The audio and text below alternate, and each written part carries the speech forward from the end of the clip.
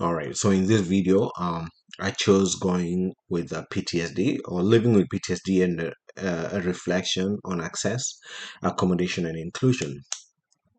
So, post traumatic stress disorder, PTSD, is often misunderstood mental health condition that can affect nearly every aspect of a person's life. While many associate PTSD with combat veterans, it can result from a range of traumatic experiences, including abuse, accidents, natural disasters, or witnessing violence.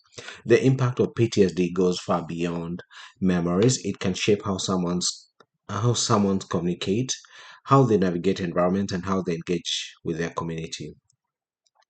So, what are the communication barriers and solutions? In work and school settings, communication is key to productivity and connection. But for someone with PTSD, it can be one of the most challenging areas. Symptoms such as anxiety, hypervigilance, and or dissociation can create barriers that aren't always visible to others. For instance, someone may avoid contributing to a group discussion due to the fear of being judged or triggering certain topics. They may also struggle to respond to unexpected questions or think under pressure, especially if the environment is noisy or chaotic. So, these challenges are not about unwillingness to engage, they're a protective mechanism that have developed in response to trauma. To remove these barriers, institutions must adopt trauma informed communication strategies, providing written agendas in advance, offering alternative participation methods such as reflections instead of public speaking, and creating spaces for private check ins can go a long way. Most importantly, fostering an environment where individuals feel psychologically safe, where they are not judged for needing accommodation, can be transformative.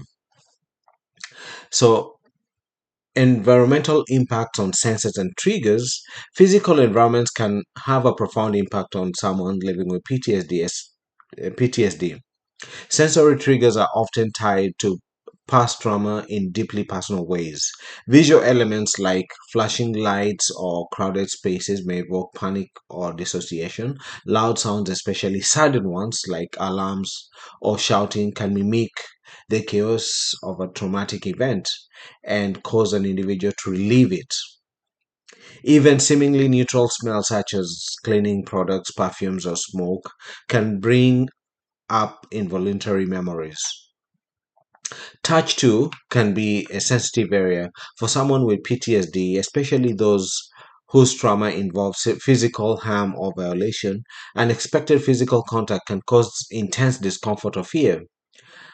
These sensory elements aren't simply preferences, they are a potential minefield that can trigger a survival response.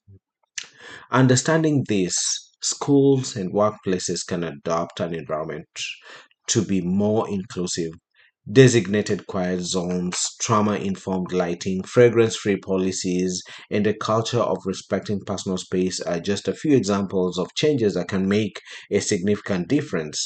These changes don't just help those with PTSD, they create a more comfortable environment for everyone. So, accessibility in schools, workplaces, and and the community. So, in my own experience navigating educational and professional spaces, I've observed a number of accessibility features designed to support both physical and mental impairments. Ramps, elevators, automatic doors, making buildings more accessible for those individuals who use wheelchairs or walkers. Adjustable desk, ergonomic seating, helps those with mobility or pain issues to work more comfortably. For mental health challenges like PTSD, accommodations may look different. Quiet rooms or counseling centers offer a reprieve during overwhelming moments. Some instructors and employers allow flexibility with attendance or deadlines.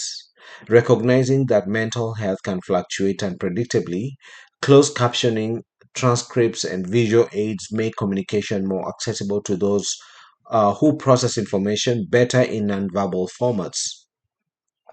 Even digital accommodations like dark mode, screen reader compatibility, or extended test times play a role in making learning and working environments more inclusive.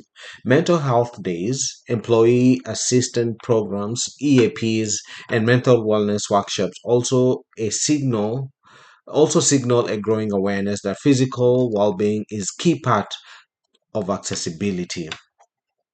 In conclusion, towards a more inclusive culture, living with PTSD means navigating a world that often doesn't see your challenges. But with thoughtful communication and trauma informed design and a meaningful accommodation, workplaces and schools and communities can become spaces of healing and belonging.